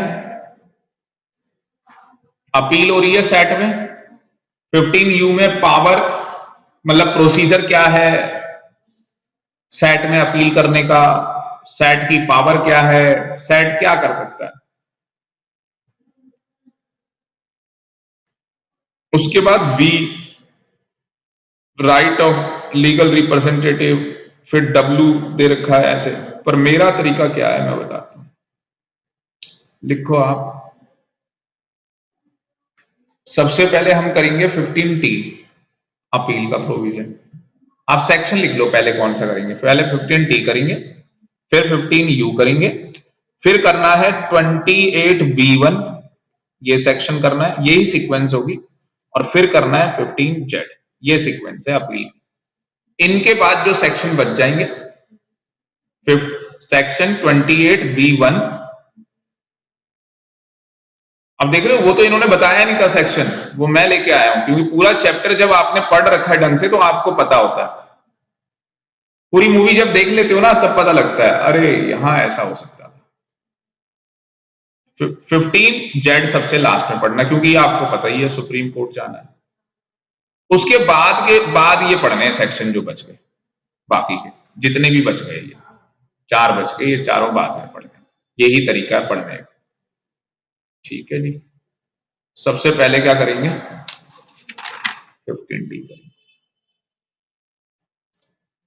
आप मतलब सोच भी नहीं सकते, मेरे को कम से कम नहीं 4 या 6 घंटे लगे होंगे 15T का चार्ट बनाने में। इतना सा है, कुछ भी नहीं है मतलब।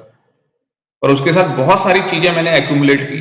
पहले एक पेज पे बनाया, अगले दिन फिर बनाया, बैच में वहां पे फिर बनाया, अब यहां बैच स्टार्ट हुआ फिर बनाया, फिर कल एक और चार्ट बनाया। मतलब मैं उसके साथ अंदर ना चीजें ऐड करता जा रहा हूं, जिससे कि बच्चे को जब सैट की अपील आए तो उसको सब पता हो, कहीं से भी कुछ भी आ जाए। चीजों को जोड़ दिया मैंने। तो किसी एक चीज के ऊपर आप बार बार काम करते रहोगे ना, तो निखर के और ज्यादा आती है ये कहानी। तो लिखो जी अपील सेंटर में, और इसके कर दो आप अपील के 2 पार्ट। 2 नहीं, एक ही पार्ट है, सॉरी। क्या लिखना है यहां पे, हाँ, ऑर्डर ऑफ सेबी, फिर आएगा ऑर्डर ऑफ IRDA, फिर आएगा ऑर्डर ऑफ PFRDA। इन सबका क्या आ रहा है, ऑर्डर आ रहा है। बताया ना कि सेबी है, SCRA है, ये सब है, ठीक है ना। तो क्या वो भी है, यस। पर वो मैं यहां पे लिखवा नहीं रहा SCRA। बोलो क्यों नहीं लिखवा रहा, क्योंकि SCRA की अपील का थोड़ा सा तरीका अलग है। पर मैं इसके बाद जब SCRA डिपॉजिटरी एक्ट करवा दूंगा, फिर एक और चार्ट बनाऊंगा इन तीनों का मिला के एक चार्ट, जिसमें क्या होगा कि आप डिफरेंस निकाल सको कि जो सेबी की अपील जा रही है वो कैसे जा रही है, SCRA के अंदर अपील जा रही है वो कैसे जा रही है, जिससे कि अगर एग्जाम में किसी का भी आ जाए तो आप लिख के आ जाए। इसलिए यहां पे हमने SCRA और वो नहीं लिखा डिपॉजिट। आगे लिखो जी, पब्लिक ऑर्डर। एक तो सेबी का ऑर्डर आया, अच्छा बस क्या हुआ कि ये 2 एक्ट हमारे सिलेबस में नहीं है, पर बोला हुआ है कि अगर इनके भी ऑर्डर आते हैं तो भी आप अपील सेट में कर सकते हैं। दूसरा क्या है, order made by an adjudicating, मेरा पेन नहीं चला है, ये सीधे ऐसे ही चला गया, मतलब ये ऐसे लिखना था मेरे को, रुक जाओ यार।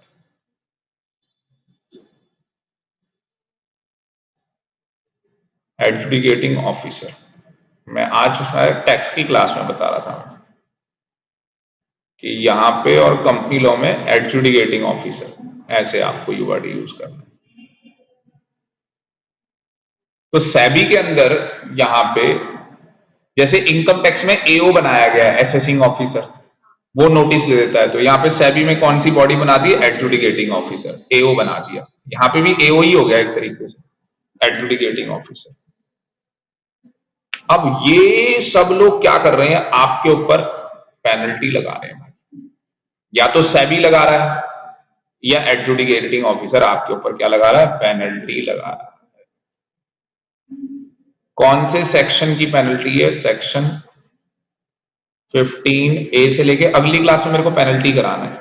15 HB, सेक्शन 24 और सेक्शन 12 कैपिटल।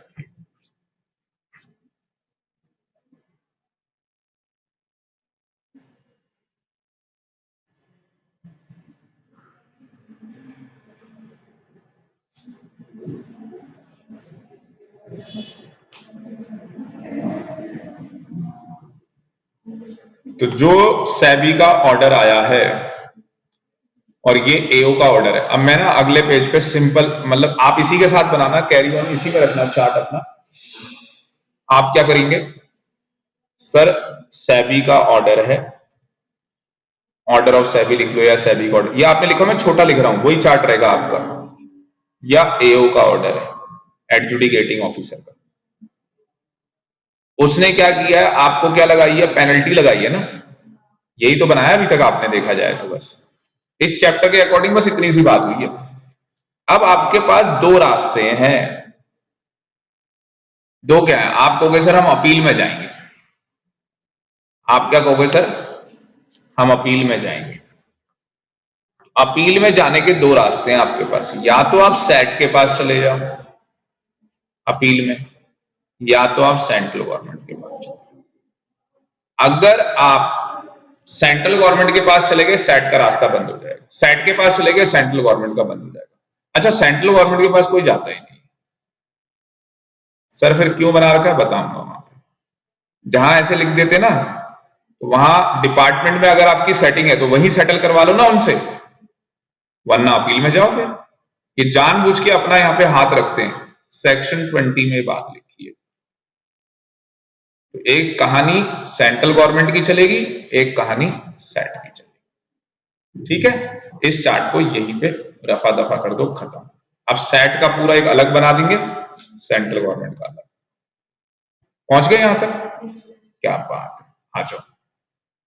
आ गया जी सेंटर में सेट, अगला चार्ट। तो सेट के आगे अपील जाएगी, इसको लिखेंगे फर्स्ट अपील। कहां जाएगी बताओ, अच्छा फर्स्ट अपील तो, अरे यार ये तो सेकंड होगी ना, सेबी के ऑर्डर के अगेंस्ट फर्स्ट अपील तो सेट में हो गई है ना, और सेकंड अपील कहां हो गई, सुप्रीम कोर्ट। फर्स्ट अपील हो रही है सेट में, दूसरी अपील होनी है सुप्रीम कोर्ट के अंदर। सर बिल्कुल सही है। अब लिखो यहां पे, appeal against the order of SEBI goes to set. तो सेट के यहां पे मतलब सेबी के ऑर्डर के अगेंस्ट अपील कहां जाएगी, सेट में जाएगी। एक बड़ी बात लिखना, except, except consent order. Consent order क्या होता है, पार्टी की सहमति से, हिंदी में लिखना तो लिख लेना, पार्टीज की सहमति से। आपस में जो पार्टीज हैं, कौन है पार्टीज बताओ, एओ है और कौन है, एग्रीव्ड पर्सन बोलते हैं हम लोग उसको, है ना। हाँ, तो एक बंदा कौन है, एओ है, और एक बंदा कौन है, एग्रीव्ड पर्सन। और क्या हो गया इस एग्रीड पर्सन को, इसका रोना धोना हो गया कि भाई ये क्या कर दिया मेरे साथ।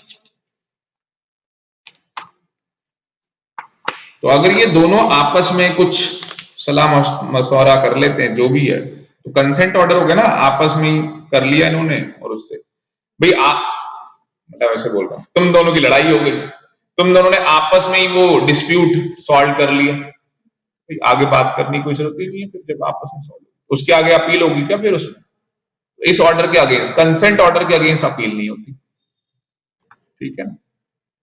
अभी लिखवाऊंगा इसके बारे में भी, इसके बारे में भी पूरा लिखेंगे। उसके बाद यहां पे प्लस, ये जो कहानी यहां लिख दी ना ये पूरी, इसी के आगे मेरे पास जगह नहीं है, प्लस यहां एक कहानी और आएगी।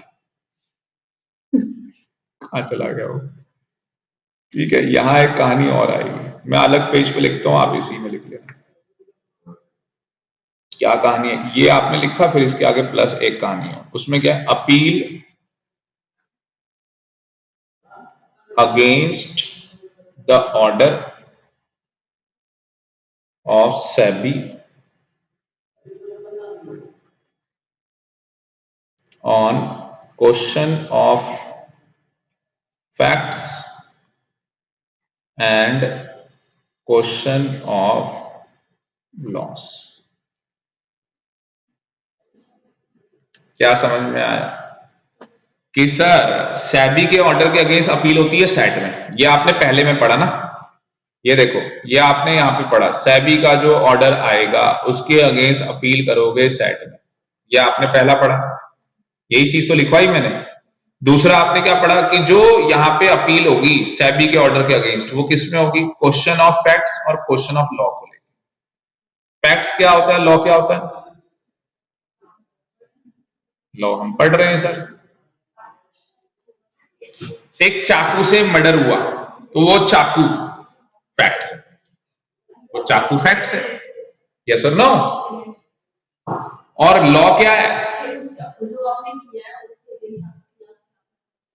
कि वो चाकू एविडेंस माना जाएगा नहीं माना जाएगा, एविडेंस के अंदर और क्या होना चाहिए, क्या वो ब्लड किसका था, किसी का बाल तो नहीं गिरा था वहां पे, है ना, ऐसी चीजें।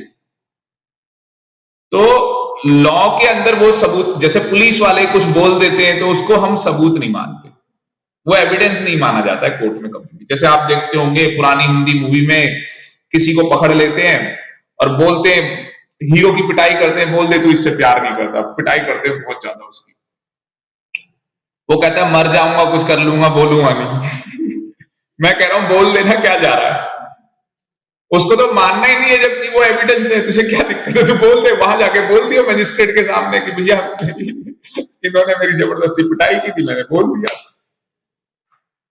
आगे सी बात समझ में। अब सीरीज बनती है, आपने देखा होगा लॉ से रिलेटेड सीरीज बनती है, इतना फेक दिखाया जाता है उसमें, रियलिटी में वो कानून नहीं है वो चीज, तुम इतना फेक दिखा देते हो, भैया रियल तो रखो, बच्चा तो ढंग से समझे चीजों को, तुम इतना फेक दिखा देते हो। अब जिसको रियल पता होगा ना, तो जैसे मेरी वाइफ ऐसी चीजें देखती है, मैं कह देता हूँ ये गलत है, अब वो ये कहती है भाई तुम गलतियां ढूंढते रहते हो, तुम टीचर थोड़ी ना हो यहाँ पे यहाँ भी गलतियां ढूंढ रहे हो, ये गलती कर दी इसने, अभी हम क्या करें, हमें तो पता है गलत बता रहा है, ये क्या है, ये ऐसे थोड़ी ना हो जाता है। वो मजा आया था देखने में, जॉली LLB 2, पहली भी देखने में मजा आया था, 2 भी देखने में मजा आया था, बहुत मजा आया देखने में। तो लॉ की मूवी देखने में मजा बड़ा आता है जब आपको लॉ भी आता होगा और वहां पे चीजें हो रही, पिंक मूवी, अरे भाई ये तो तुम्हारा होमवर्क है, देखो पता लगेगा तुम्हें कि सर बढ़िया मूवी।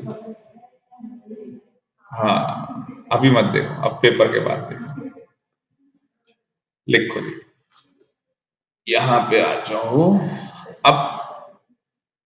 अब जो ये यहाँ पे लिखा कि आप कहां जा रहे हो, अपील में जा रहे हो ना, तो एक लाइन आपने ऐसे बनानी है यहाँ पे कि सेबी के ऑर्डर के अगेंस्ट कहां पे जा रहे हो, फर्स्ट अपील करने सेट में। तो यहां आपने लिखना है, मेरे पास थोड़ी स्पेस कम है तो मैं इधर की तरफ लिख रहा हूं, यहाँ पे क्या लिखना है, तो यहां अपील करोगे वो कितने टाइम में करनी है, विद इन, यहां लिखना टाइम पीरियड,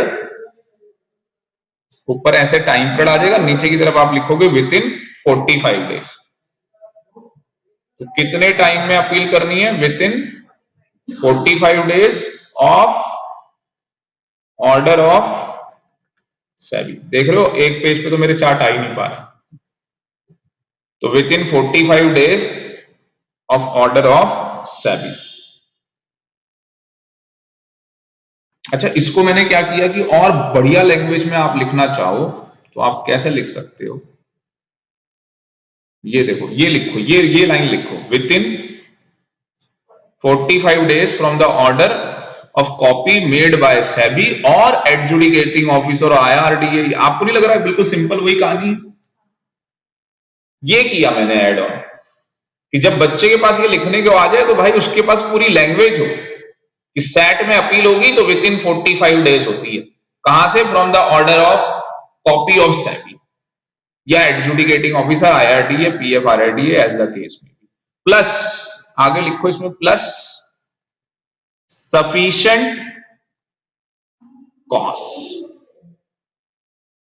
क्या आप एक्सटेंशन मांग सकते हो? बात आती है क्या आप एक्सटेंशन मांग सकते हो कि भैया मुझे क्या चाहिए, एक्सटेंशन चाहिए, तो यस आपको एक्सटेंशन मिल सकता है। कैसे मिलेगा? सफिशिएंट कॉस्ट बता दो। किसको बताना है सफिशिएंट कॉस्ट? सेट को बताना।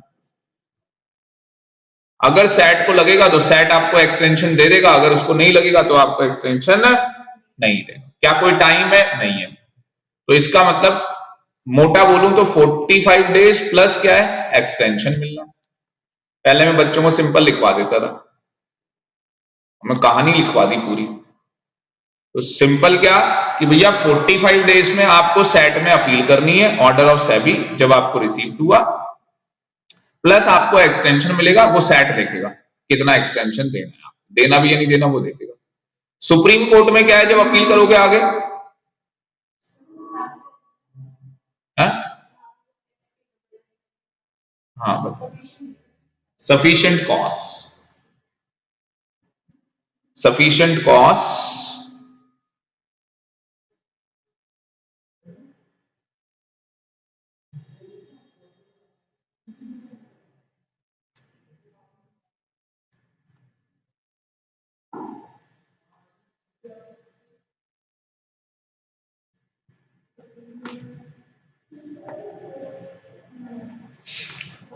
सुप्रीम कोर्ट में जब अपील करोगे किसके ऑर्डर के अगेंस्ट? सेट के ऑर्डर के अगेंस्ट, तो क्या बोलेंगे? Within 60 days from the date of communication, ये वाली लाइन लिख दो। घर जाकर दोबारा बनाना है चार्ट, है ना? हाँ, और मेरे को अगली क्लास में मेरे आने से पहले मुझे व्हाट्सएप कर देना, मुझे खुशी मिलेगी। देखो कि बच्चों ने इतना बढ़िया चार्ट बनाया, मैं बच्चों को दिखाऊंगा, ये देखो।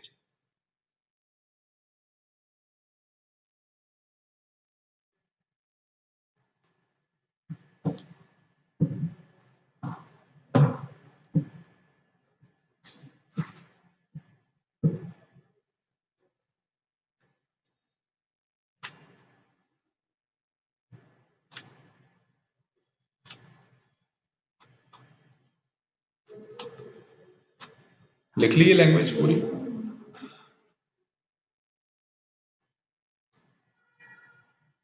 अच्छा, वरना पेज ढूंढते रह जाओगे जब ये आएगा आपके पास मॉड्यूल।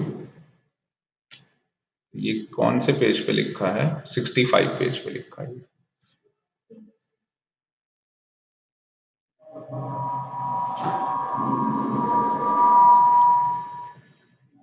देखो क्या हुआ सेबी, मैं एक ना आपको ऊपर ऊपर से दिखा रहा हूं कि कैसे करके बनाना है पेपर में।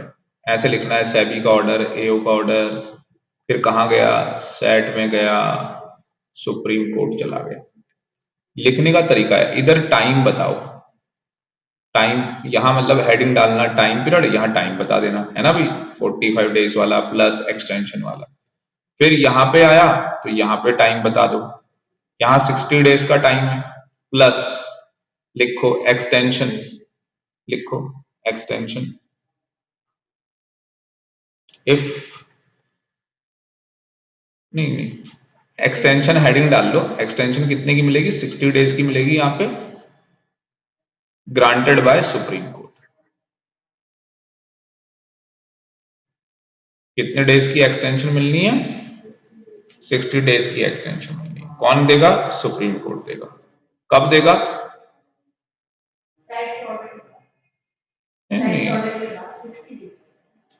हाँ, मतलब कि सेट का ऑर्डर आ गया, 60 डेज पे आपने अपील करनी थी, आप नहीं कर पाए, फिर आप क्या करोगे? एक्सटेंशन मांगोगे। तो जब एक्सटेंशन मांगोगे तो आपको क्या करना है? अपना सफिशिएंट कॉस्ट बताना पड़ेगा ना। क्यों एक्सटेंशन मांग रहे हो, क्या कारण है कि तुम्हें एक्सटेंशन दे? भाई कारण क्या है मैं तुम्हें एक्सटेंशन दूं? तो कारण बता देना। वो मैक्सिमम कितने दिन का एक्सटेंशन दे सकता है? 60 दिन का। क्या मुझे बताओ 120 डेज के बाद, आफ्टर 120 डेज क्या हम लोग जा सकते हैं सुप्रीम कोर्ट में? नहीं जा सकते, टाइम खत्म हो गया। हाँ, टाइम ही खत्म हो गया ना बेटा। दूसरी चीज, यहां पे क्वेश्चन ऑफ लॉ भी था, क्वेश्चन ऑफ फैक्ट्स भी था। यहां पे ओनली क्वेश्चन ऑफ लॉ में अपील होती है, ओनली क्वेश्चन ऑफ लॉ में अपील होगी, ओनली क्वेश्चन ऑफ लॉ।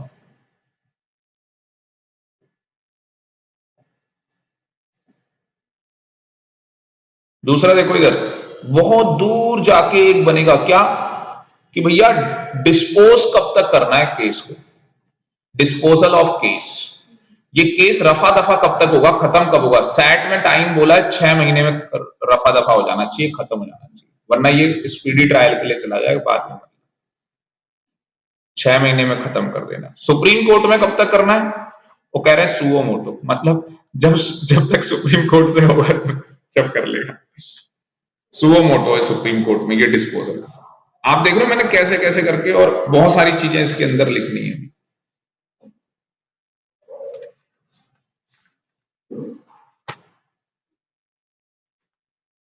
और दूसरी तरफ क्या था, सेक्शन 20 था, जहां बताया था कि सेंट्रल गवर्नमेंट के पास जा सकते हैं।